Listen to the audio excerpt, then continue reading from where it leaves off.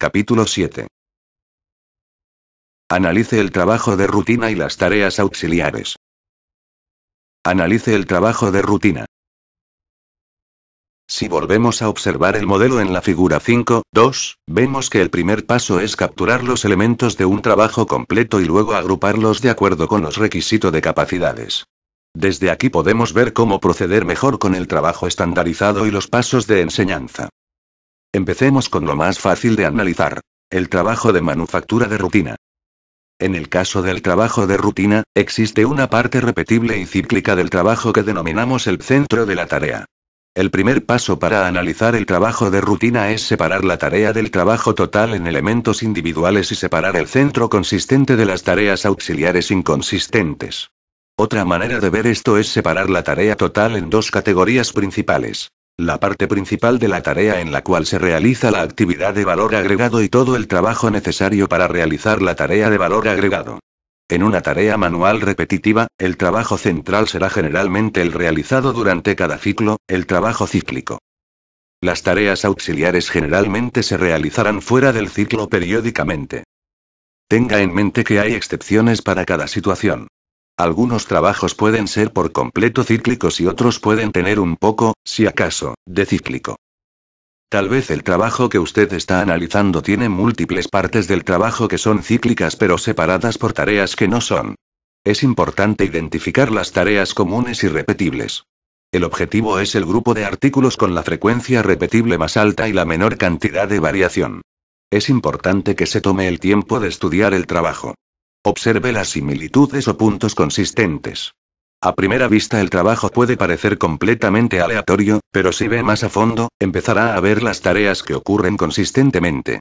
Al principio, usted puede necesitar invertir cierto tiempo parado en el círculo de Tai Chi y observando durante varias horas o tal vez inclusive días antes de que el patrón surja. Después de que tenga más experiencia, esta actividad no le tomará mucho tiempo. Para nuestro ejemplo de un trabajo de rutina, estamos utilizando una operación de modelado de parachoques en Toyota en donde David Meyer fue un líder de grupo. Algunos de los detalles han sido modificados para que haya mayor claridad y algunos se han omitido para concisión. Nuestra intención es demostrar el concepto básico. Esta tarea es típica de cualquier trabajo que supone una operación independiente de máquina y una tarea de producción que desempeña el operador durante la operación de la máquina. Como lo mencionamos en el capítulo 5, este trabajo es una mezcla de trabajo de rutina y trabajo similar al técnico. Es un poco más complejo en sí que un trabajo puramente de rutina por la naturaleza del moldeado del plástico. Es normal de cualquier trabajo que incluya una tarea central repetible y consistente, así como una variedad de tareas que son consistentes en su método pero que varían en la frecuencia de su desempeño. Algunas de las tareas aleatorias tienen una frecuencia consistente, otras son más inconsistentes y algunas son conforme a la necesidad y completamente impredecibles. Cuando diseccione el trabajo, empiece solo con los elementos de rutina más elevada que son generalmente más fáciles de entender que todos los detalles y las variantes. Siempre muévase desde la simplicidad hasta la complejidad. Un error que se comete con frecuencia es preocuparse por los detalles antes que entender primero los básicos. Como aprenderemos, este trabajo de manufactura de rutina es realmente bastante complejo cuando ponemos al descubierto los detalles críticos necesarios para terminar el trabajo exitosamente. La tabla 7.1 muestra la primera separación del trabajo de un operador de modelado de parachoques en tareas centrales de rutina y no rutina, y otras tareas auxiliares, no cíclicas. En este paso no hemos identificado otras tareas relacionadas con las políticas o criterios o considerado el saber cómo hacer algo fácil y eficientemente. O en la terminología anglosajona, know-how. Recuerde empezar con la simplicidad y moverse hacia la complejidad.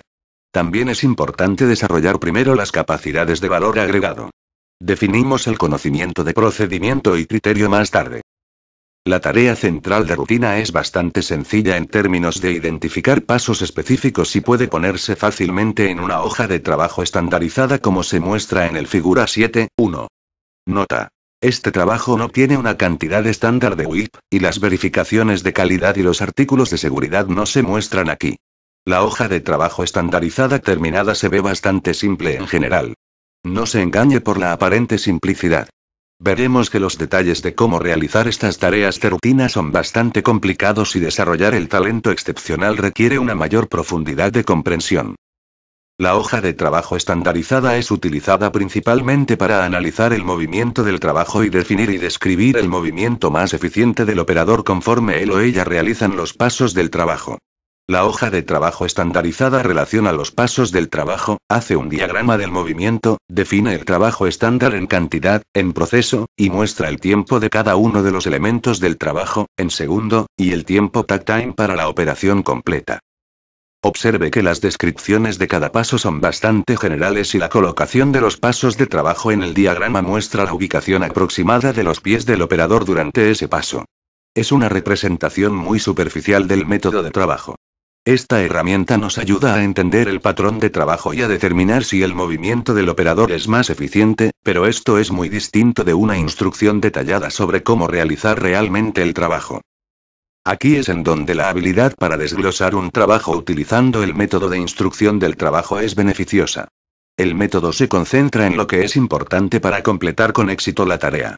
Sugerimos que defina los requisitos del trabajo a un nivel básico, como lo hemos demostrado aquí, y luego estudie el método de desglose de trabajo que se discute en los capítulos 8 a 10 para aprender más acerca de identificar los detalles críticos del trabajo.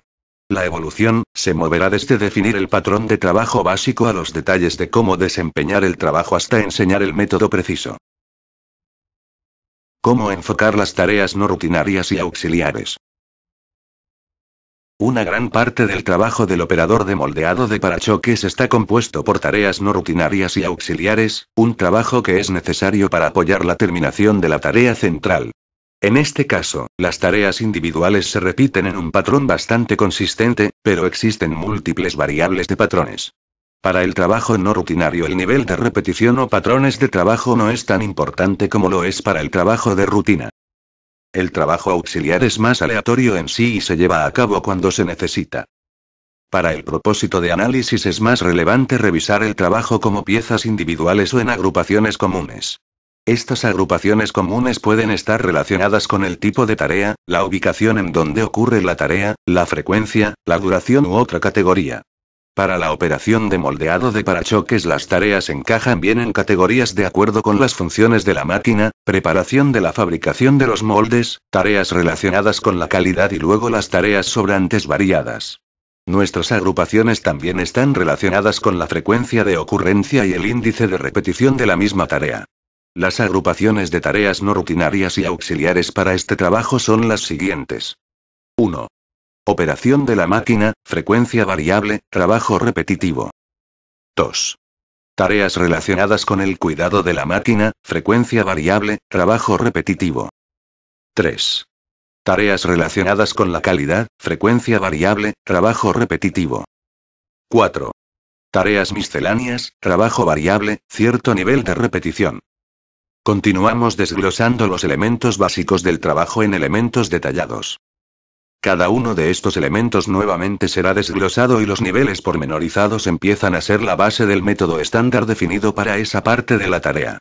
Tenemos la hoja de trabajo estandarizada para la parte central de rutina del trabajo, y hemos definido los métodos para cada tarea no rutinaria y auxiliar que se detalla en la instrucción del operador y en las hojas de desglose de trabajo y utilizada para capacitar a los empleados.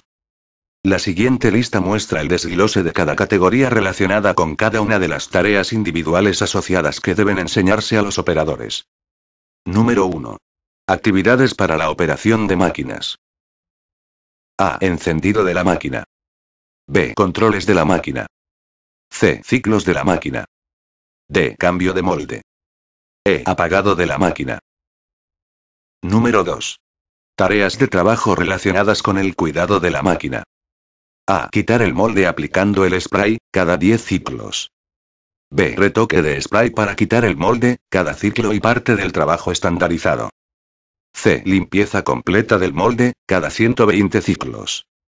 D. Limpieza parcial del molde, cada 40 ciclos. E. Preparación del molde después de la limpieza, cada 120 ciclos. F. Pulido de la superficie del molde, para corregir defectos, ocurrencia aleatoria. Número 3. Tareas relacionadas con la calidad. A. Inspección parcial, cada ciclo. B. Inspección completa de la parte, cada hora. C. Inspección visual.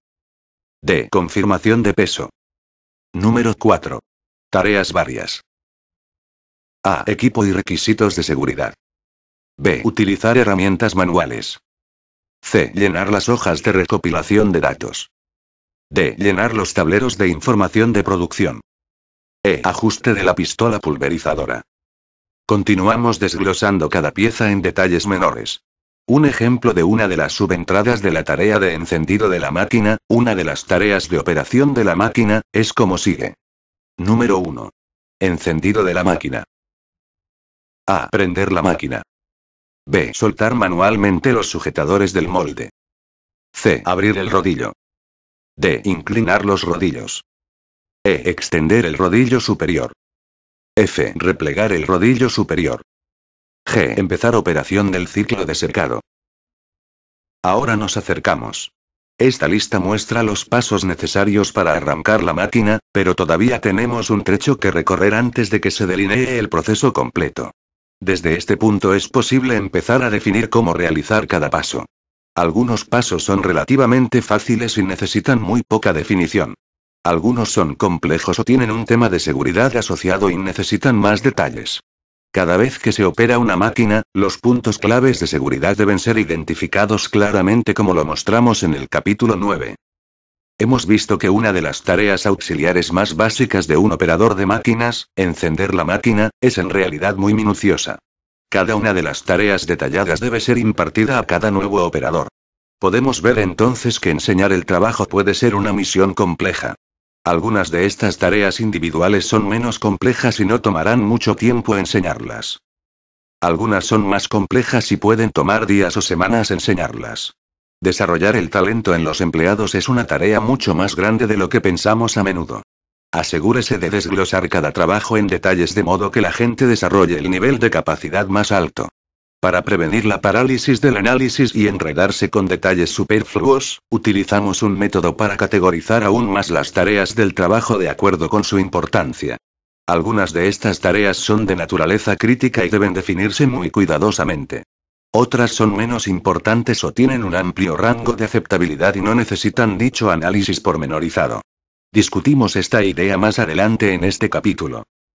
Regresemos al tema del tipo de tarea de trabajo y el método de documentación para el proceso de trabajo estandarizado.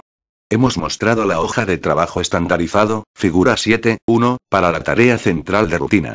¿Qué documentos se utilizan para el trabajo auxiliar de rutina? Existe un elemento de depende aquí, pero la figura 7.2 muestra el desglose de las tareas para la operación de moldeado de parachoques y las formas escritas relacionadas que se utilizan para el propósito de documentar el método definido. Vea también la tabla 6.1. El método de IT se utiliza para transferir el conocimiento de todos los tipos de tareas, sin tomar en cuenta la documentación que se utilizó para registrar el trabajo real. Las tareas auxiliares, que son un procedimiento consistente, pero una secuencia variable y aleatoria, son capturadas en las hojas de instrucción de trabajo, también llamadas hojas de instrucción del operador. Otra información relacionada con las políticas y las prácticas de trabajo pueden capturarse en las hojas de instrucción del operador para tareas como el manejo del material de desperdicio. La información relacionada con las políticas y los procedimientos está contenida en los documentos de políticas estándar. Con frecuencia encontramos gente que solo está aprendiendo Lean para asegurarse que han encontrado la solución ideal o perfecta. La filosofía de la mejora continua empieza con el supuesto de que no hay una solución perfecta, ni tampoco es deseable gastar un tiempo excesivo tratando de encontrar una. El método esencial de Toyota es primero identificar la necesidad, por ejemplo incrementar la producción, estudiar el método de trabajo buscando el desperdicio, identificar qué mejoras pueden hacerse rápidamente, unos cuantos días como mucho, ocuparse de hacer las mejoras y al mismo tiempo planear e instrumentar los puntos de más largo plazo. Después repetir nuevamente los pasos y hacer mayores mejoras. Este es el ciclo de hacer, planear, verificar, actuar. Analizando un trabajo complejo del campo de la asistencia médica. En la asistencia médica, definir métodos efectivos para cosas tan simples como lavarse las manos pueden significar la diferencia entre la vida y la muerte. El índice de mortalidad de pacientes debido a infecciones contraídas dentro del hospital es sorprendente. Solo en Estados Unidos, más de 2 millones de pacientes adquieren infecciones o enfermedades en el hospital y 100.000 de ellos mueren cada año por las infecciones obtenidas dentro del hospital. Una persona muere cada 5 minutos de una infección provocada en un hospital. En un caso, cuando los médicos fueron interrogados sobre su adhesión al estándar definido de lavarse las manos, todos ellos informaron que habían obedecido por completo. Sin embargo, la observación real en el lugar de trabajo indicó un índice de obediencia de solo 32%. El estudio descubrió que en algunos casos se había omitido por completo el lavado de las manos y en muchos casos no había un método consistente utilizado por todos. Como otro ejemplo, una causa importante de infección son los catéteres intravenosos que se colocan en los vasos sanguíneos que conducen al corazón para que se les puedan administrar fluidos intravenosos más fácilmente. De acuerdo a los estimados, 250.000 pacientes por año sufren de infecciones por este procedimiento, con aproximadamente un 15% o más de muertes. En un hospital, al estudiar las raíces de las infecciones, estandarizar el proceso, utilizar señalizaciones visuales y capacitar a las enfermeras, la incidencia de las infecciones se redujo de 37 muertes en un año a 6 en el siguiente año. Las muertes relacionadas se redujeron de 19 a 1.3. El problema del cumplimiento inconsistente o de la variación del método por supuesto no es excepcional en la asistencia médica. Lo vemos todo el tiempo en otras industrias. Creemos que la raíz es la misma en todos los casos. Un fracaso en la instrucción de los detalles del trabajo, identificar los puntos de naturaleza crítica, definir un método específico de realizar la tarea, enseñar de manera diligente a todos el método correcto y entonces dar un seguimiento continuo para asegurarse de que el método está siendo utilizado por todos, y utilizando indicadores de medición específicos, tales como el número de infecciones, como una verificación general de que el proceso está controlado. Para nuestro análisis tomamos los deberes típicos de una enfermera en un hospital de mucho movimiento. Por supuesto que hay una variedad de enfermeras, cada una de ellas desempeña trabajos distintos en todas las áreas de hospital. Recuerde empezar con la perspectiva más amplia primero. El trabajo de la mayoría de las enfermeras en un hospital estará alineado de cerca con el trabajo artesanal o del tipo técnico. Este tipo de trabajo probablemente no tendrá una tarea central de rutina, aunque algunos podrían, en cuyo caso refiérase a la sección anterior. Sin embargo, las tareas auxiliares pueden ser de naturaleza muy rutinaria y definible. El trabajo de enfermería también incluye algunas capacidades fundamentales que se tratan en la escuela de enfermería, conocimiento extenso de políticas y criterio aprendido en el trabajo. Cuando observamos el trabajo de un enfermero típico, lo que veríamos es una serie de sucesos que ocurren de manera aleatoria. El enfermero puede estar atendiendo a un paciente y recibir la solicitud de algo, digamos otra almohada. Mientras se dirige a conseguir la almohada, entra una llamada de otra habitación. Allá va a atender el nuevo problema. Después de atender la llamada, lo detiene un doctor para pedirle la atención especial a un paciente. Luego va a administrarles el medicamento a los pacientes. Una hora más tarde recuerda la almohada y se dirige a conseguirla. En el camino lo detiene otro enfermero pidiéndole que le ayude a mover un paciente a otra cama, y así continúa con lo mismo. Si seguimos al enfermero todo el día, nos sentiríamos como una pelota en la máquina de pinball, rebotando alrededor y siendo lanzados hacia adelante y hacia atrás. ¿Cuándo, entonces, es posible estandarizar este proceso al parecer aleatorio? El mundo real del trabajo de la enfermera requiere flexibilidad y la habilidad para responder a la siempre cambiante situación. Escuchamos esta misma objeción en la manufactura y en otros campos en donde el trabajo parece altamente variable. Se supone que el trabajo de la enfermera debe realizarse de rutina como el trabajo en una línea de ensamblaje. Aquí está el error. No es la intención del trabajo estandarizado hacer todo el trabajo altamente repetitivo. La intención es definir los mejores métodos para reducir la variación en el método de trabajo tanto como sea posible. Mediante el estudio cuidadoso del trabajo de la enfermera para identificar las tareas comunes o repetitivas más que enfocar solamente las diferencias, empezamos a ver que emerge un patrón. Veríamos que las tareas individuales son las mismas, pero que no siguen un patrón consistente. La parte de rutina de un trabajo en una línea de ensamblaje tiene las mismas tareas siguiendo el mismo patrón. Completamente repetitivas. La enfermera tiene algunas tareas repetitivas que siguen un patrón consistente en algunos momentos y un patrón inconsistente en otros. Estas están salpicadas con sucesos aleatorios que ocurren aquí y allá, toda una mezcolanza de actividades. Utilizando un enfoque similar al que se usa en el trabajo de moldeado de parachoques que revisamos antes en este capítulo, empezamos por desglosar el trabajo total de la enfermera en piezas individuales, buscando los elementos comunes definibles como se muestra en la tabla 7.2. Una parte del trabajo total es en sí rutinario y seguirá cierto patrón. Las rondas pueden ser conducidas cada hora, por ejemplo, y durante las rondas la enfermera seguirá un método estandarizado para revisar los signos vitales de los pacientes, administrar los medicamentos, verificar la adecuada operación y suministro de fluidos intravenosos, etc. Durante las rondas, pero también en otros tiempos aleatorios, se le puede requerir a la enfermera que realice otras tareas tales como extraer sangre. La tarea misma es definida y de rutina, pero no sigue una secuencia de repetición. Existen otras tareas definibles desempeñadas pero no siguen patrones particulares.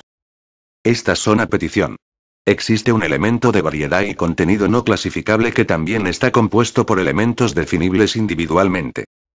Claramente podemos ver que las tareas dentro de la asistencia médica y muchos otros campos son bastante complejas en su totalidad, pero si nos tomamos el tiempo para verlas desde la perspectiva de encontrar cosas en común, veríamos que un buen porcentaje de tareas están compuestas de elementos simples, definibles y enseñables. Este debe ser el enfoque. La meta no es tratar de crear un proceso perfectamente repetible y consistente cuando en realidad es todo lo contrario, sino siempre trabajar hacia la reducción de las causas de variación entre las tareas. Recuerde que nuestro objetivo en esta etapa no es detallar cada uno de los elementos del trabajo. Estamos tratando de identificar aquellas tareas que constituyen la mayor parte del trabajo o cuando menos una buena parte del trabajo. Si identificamos las tareas más importantes y frecuentes y empezamos el proceso de desglose con ellas, nuestro esfuerzo será más beneficioso en general. Cuando las principales tareas han sido todas definidas y enseñadas a las enfermeras, tendría sentido retroceder y empezar a analizar los detalles más pequeños del trabajo en orden de importancia. Como es usualmente el caso, justo como el operador de moldeado de parachoques, algunas de estas tareas son más fáciles de definir y detallar que otras. Empiece con las tareas más repetibles y las que son más fáciles de definir. Hemos sido afortunados de tener algunos ejemplos del campo. El Dr. Richard Kuncle, actualmente con el Kenametal Center for Operational Excellence, nos proporcionó los pasos detallados de la tarea para empezar una línea intravenosa en una vena periférica. Observe que esta es una subserie de la tarea de la enfermera para administrar fluidos intravenosos. El Dr. Kuncle detalló todos los pasos necesarios para completar la tarea y los organizó en grupos como se muestra a continuación. Principales tareas del trabajo. 1. Identificar un lugar adecuado. 2. Seleccionar el tamaño y tipo adecuado de dispositivo intravenoso. 3. Verificar que el dispositivo está en el orden apropiado. 4. Descontaminar el lugar de inserción de dispositivo intravenoso. 5. Puncionar la vena. 6. Remover la aguja. 7. Deshacerse con cuidado de la aguja. 8. Estabilizar el catéter. Tareas auxiliares. 1. Obtener el paquete de inicio del dispositivo intravenoso. 2. Reabastecer el paquete al estándar. 3. Determinar si existe alergia al látex. 4. Precortar la cinta adhesiva al largo. 5. Abrir el mecanismo de microporo que contiene el catéter. 6. Determinar y obtener la solución intravenosa correcta. 7. Determinar el tipo correcto de tubo intravenoso a utilizar. 8. Insertar el tubo en la bolsa. 9. Preparar la línea con fluido. Tareas de política y criterio 1. Políticas y procedimientos de seguridad Sharps, uso y disposición de la aguja. 2. Prevención de infección y políticas y procedimientos de control. 3. Políticas y procedimientos para el manejo del desperdicio infeccioso. 4. Políticas y procedimientos para la alergia al látex. 5. Requerimientos de documentación para la tabla. 6. Requerimientos de documentación para el lugar del intravenoso. Esta pequeña parte del trabajo general implica muchos pasos detallados, y estos necesitan desglosarse a un detalle mucho mayor para fines de capacitación. En la figura 7.3 nos tomamos la libertad de reorganizar las tareas de inserción del dispositivo intravenoso, y unos cuantos adicionales, en agrupaciones que facilitarán la capacitación y también identificarán las tareas individuales que necesitan estandarizarse. Tomamos las decisiones respecto a cómo separar las tareas en base a la lógica de las agrupaciones para fines de capacitación. Empezamos identificando la parte central de valor agregado de la tarea. La tarea central debe enseñarse primero porque es la parte más crítica del valor agregado. En este caso la tarea central es la inserción misma del dispositivo intravenoso. Después, busque cualquier parte de la tarea que se repita pero que no esté incluida en la tarea central porque no se repite con la misma frecuencia o es realmente realizada como un evento separado de la tarea central. En el ejemplo en la figura 7.3, las tareas no centrales repetitivas son entonces agrupadas de acuerdo a si ocurrieron antes o después de la tarea central. Estas son en general cierto tipo de preparación para, o terminado requerido para la tarea central, como limpiar la cocina después de cocinar. Aquí sentimos que las pretareas y las posttareas se deben desempeñar por separado del contacto real con el paciente. No sería prudente tener al paciente sentado y esperando mientras se realiza la preparación. Esto es análogo a una máquina esperando por un cambio de montaje mientras se prepara el equipamiento. Puede haber una excepción en este caso para la preparación de los materiales, la bolsa y el tubo del dispositivo intravenoso, debido a posible contaminación si se hace por adelantado. Puede ser necesario realizar esta tarea justo antes de la inserción real del intravenoso. Si los materiales deben prepararse cada vez que la tarea central se realiza, esta parte de la tarea también sería considerada parte de la tarea central, pero para fines de capacitación nosotros todavía separaríamos las dos tareas en sesiones de capacitación individuales. Estas tareas repetitivas serían el siguiente nivel de importancia para fines de capacitación.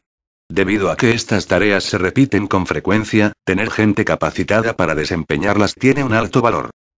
Finalmente, consideramos el resto de las tareas que no se repiten o que se repiten en una frecuencia baja, una vez al día. De nuevo, estas fueron divididas en grupos de pretareas y posttareas. Conforme continuamos dividiendo las varias tareas en agrupaciones, estamos tratando de organizarlas de acuerdo a los eventos de capacitación y para dar prioridad a estos eventos. Las tareas variadas menores o las poco frecuentes debe enseñarse después de las tareas centrales más importantes y las repetitivas. También hemos incluido la información de apoyo necesaria como las políticas y las herramientas para la toma de decisiones, ayudas de capacitación, que pueden utilizarse para ayudar al estudiante cuando se le enseñan las tareas que requieren toma de decisiones o que requerirían educación adicional. Hasta el momento hemos identificado una variedad de tareas y las hemos desglosado en detalle moderado, pero todavía tenemos realmente que definir y estandarizar cualquier método. Aquí está la cuestión, necesitamos desglosar cada tarea detallada para la instrucción del trabajo de modo que podamos encontrar el mejor método y estandarizarlo. Hasta el momento, hemos identificado los pasos de las tareas. Estos pasos son la base del proceso de estandarización y definen qué es lo que se está haciendo. El desglose de trabajo para capacitación llevará al proceso un paso adelante e identificará los puntos claves del trabajo. Los puntos claves establecen cómo desempeñar mejor los pasos. Exploraremos la identificación de los puntos claves en el capítulo 9. Antes de dejar este ejemplo, volvamos al trabajo estandarizado. En las últimas páginas describimos cómo ver los detalles individuales del trabajo y cómo organizarlos en categorías de modo que los métodos específicos para desempeñar las tareas puedan ser definidos. Recuerde que el trabajo estandarizado tiene la intención principal de analizar el trabajo con el fin de identificar y eliminar el desperdicio. En la siguiente sección le damos un ligero giro. En Toyota cada tarea de trabajo es analizada ciegamente en aislamiento. Antes de entrar en detalles, es mejor retroceder un paso más y expandir su perspectiva de una sola operación y considerar el proceso completo. Evalúe el proceso completo. Al evaluar el trabajo estandarizado, es importante recordar una diferencia clave entre Toyota y las empresas tradicionales basadas en la analítica de costos. Toyota se enfoca en la eficiencia total del sistema más que en la eficiencia individual. Es importante ver más allá del trabajo individual durante la evaluación del trabajo estandarizado y examinar el panorama total en el lugar de trabajo. Si examinamos el caso de la enfermera antes citado y expandimos nuestra perspectiva para incluir a todas las enfermeras del departamento o piso, probablemente veremos varias enfermeras, cada una corriendo de un lado al otro y siendo distraídas de su función principal de valor agregado: hacer las rondas y administrar a los pacientes.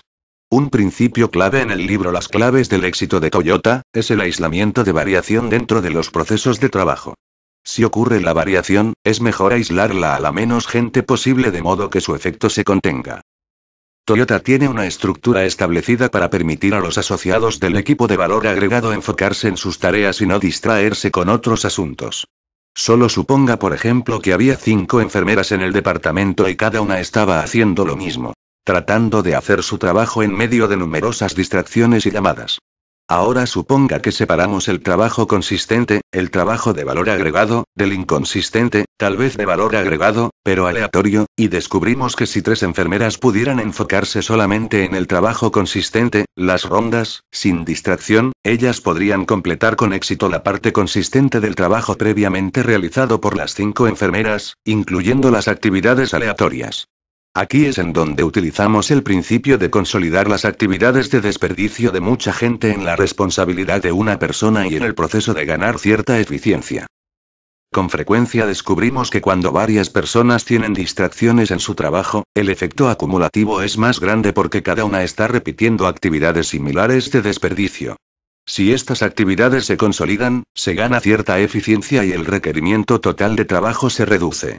Ahora suponga que una de las otras 2 enfermeras restantes pueda ser responsable de responder a las llamadas y necesidades no planeadas de los pacientes sin tener responsabilidad en las rondas.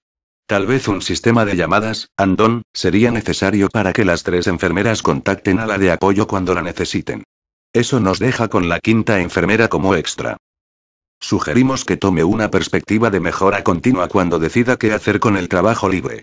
Tal vez la enfermera que queda no es necesaria para terminar el trabajo regular, pero puede ser utilizada de manera más efectiva en otras tareas. Tal vez hay una necesidad para el cuidado especializado de enfermera o actividades adicionales administrativas. La 5ª enfermera puede ser utilizada como preparadora o involucrarse en actividades adicionales de mejora continua. Existen numerosas posibilidades y en muchos casos los hospitales enfrentan una escasez crítica de enfermeras y cualquier enfermera que sea retirada de las tareas cotidianas puede ser reasignada a otras áreas. Considera el potencial a largo plazo de utilizar por completo a las personas en lugar de la posibilidad de reducción de costos a corto plazo por dejar ir a una persona. Determine qué puntos son críticos y asegúrese de que se realicen impecablemente.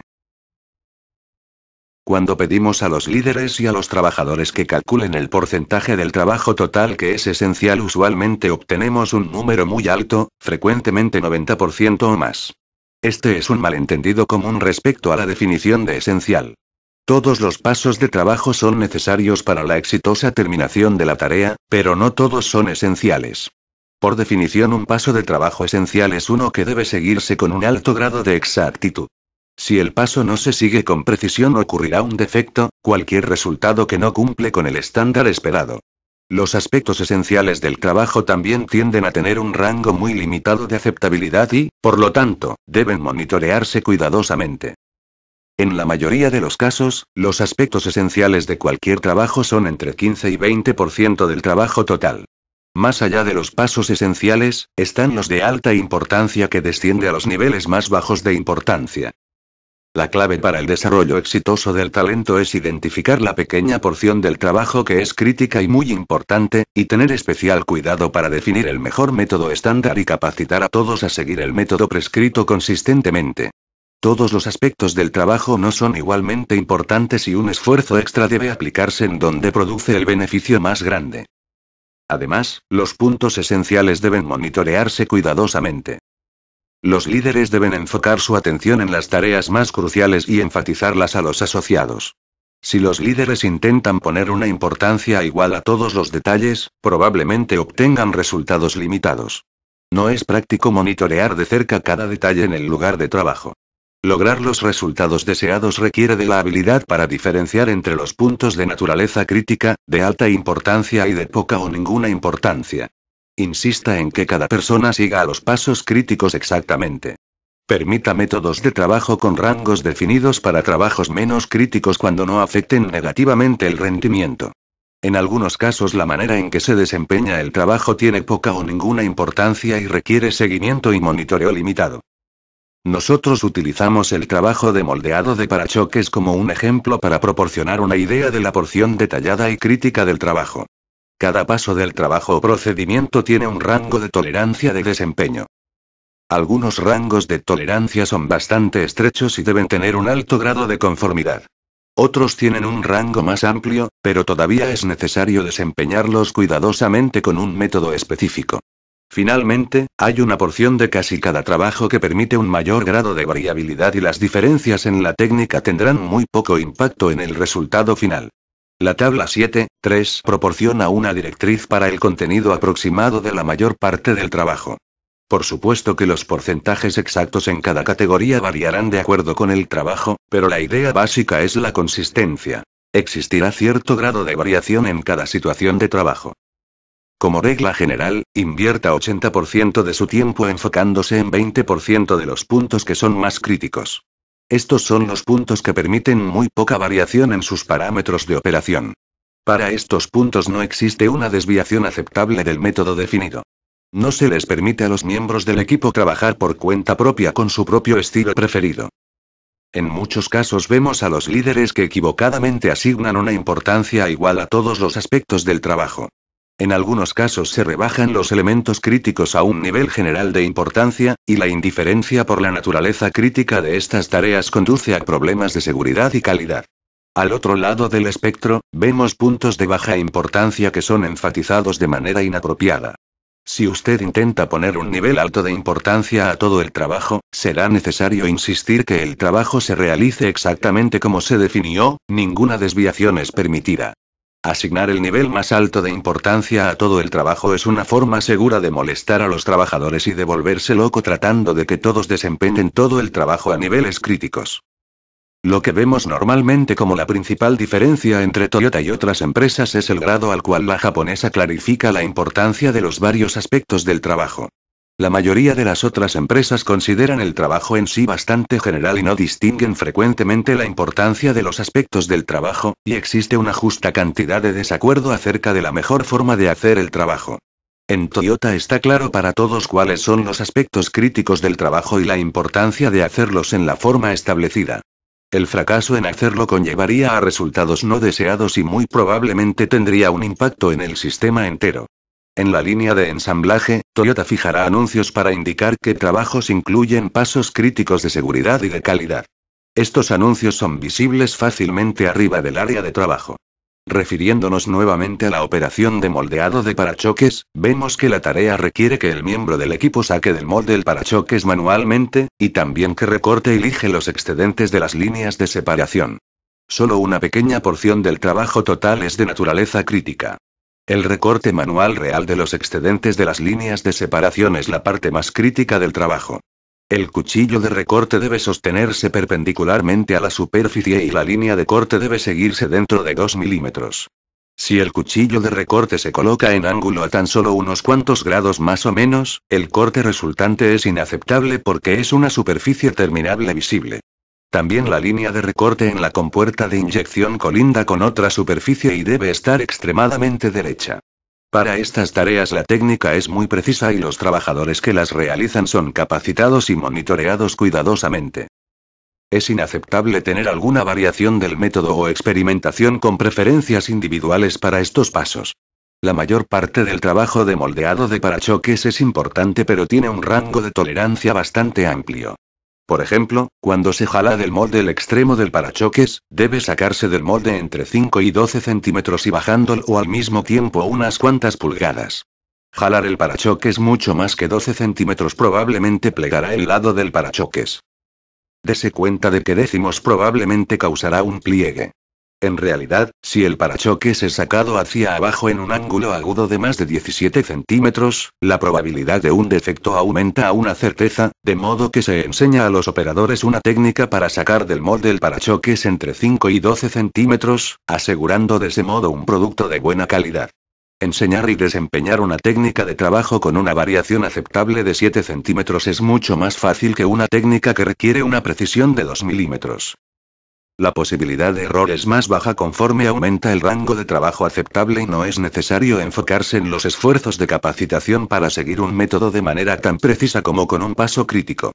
Si un pliegue en el lado del parachoques se descubre en un momento más tarde en el proceso, el líder del equipo verificaría inmediatamente la técnica del operador para desmoldar, pero este es un problema poco frecuente y no requeriría de vigilancia constante. Los pasos críticos requieren un monitoreo cercano. Rociar la superficie del molde con un lubricante es importante, pero todavía tiene un rango de tolerancia de 2.5 o 5 centímetros y el ángulo del rocío puede variar por unos grados. Fijar y calibrar la pistola pulverizadora es importante, y el patrón del ventilador se verifica y la cantidad del lubricante se capta en un frasco una vez al día y se mide para calibrar la pistola pulverizadora. Se enseña al operador a sostenerla a una distancia específica de la superficie del molde, al ángulo apropiado, y también con la orientación correcta del ventilador. La pistola pulverizadora puede ser sostenida vertical, horizontal o en posición de ángulo. Además se establece la distancia de la superficie del molde, el patrón y el número de veces que el gatillo de la pistola pulverizadora se presiona. Podemos ver dentro de esta parte de la tarea que existen muchos puntos establecidos y estandarizados, pero existen también algunos puntos que permiten una variación mínima en la tarea. Si la pistola pulverizadora se sostiene demasiado cerca de la superficie, el rocío se acumulará sobre la superficie y creará un defecto sobre la superficie del parachoques si el molde no se pule. Sostenerla demasiado lejos causará un rocío seco en la superficie del molde y el parachoques no saldrá bien, causando un defecto. El rango entre demasiado lejos y demasiado cerca de la superficie es de alrededor de 7 a 10 centímetros. Es mejor equivocarse y estar demasiado cerca del molde porque es menos probable que ocurra el defecto resultante y puede repararse de forma efectiva. Durante la capacitación se hace más énfasis en mantener la pistola pulverizadora más cerca de la superficie para prevenir este problema. El trabajo del operador de moldeado de parachoques también requiere la acumulación del know-how específico porque cada molde y máquina tiene una personalidad individual. Los operadores tienen que aprender a leer la superficie del molde y hacer ajustes menores de acuerdo con las condiciones actuales. Los mejores operadores adquieren una sensibilidad de las vistas y sonidos de cada máquina. El molde hará un sonido distintivo cuando se enciende el rocío de liberación y el rocío excesivo se detecta como una superficie difusa en el parachoques. Como lo observó Bill Marriott, no siempre es posible estandarizar completamente cada aspecto del trabajo. Este es un valor principal de los humanos sobre la automatización. La gente es adaptable y puede hacer los ajustes necesarios a la técnica de trabajo como se requiera, aunque el ajuste también se predetermina y se estandariza sin excesivo rigor, desviación estandarizada, si lo prefiere. Muy poco de esta tarea es realmente de baja importancia. Los operadores tienen una preferencia por cuántas hojas de lija sostienen en su mano y cómo doblarla, aunque cómo utilizar el papel de lija es importante porque el borde del papel puede rayar el parachoques, causando un defecto. El resto del trabajo se considera crítico o importante, y existe un método establecido que seguir. Probablemente vale la pena mencionar que David Meyer, como líder del grupo en la planta Georgetown 1 de Toyota, era el responsable de esta operación de moldeado de parachoques y tuvo que entender todo lo anterior y más a un gran nivel de detalle. Era responsable de la capacitación de los trabajadores así como de auditarlos regularmente para asegurarse que seguían el trabajo estandarizado, en el sentido amplio incluyendo todos los puntos claves. Cualquier problema de calidad podía en general rastrearse hasta la falla para seguir el trabajo estandarizado, o si el trabajo no estaba adecuadamente definido, llevaba a la revisión del trabajo estandarizado. Dese cuenta de que el grado de detalle va más allá de lo que está en una hoja de trabajo estandarizado.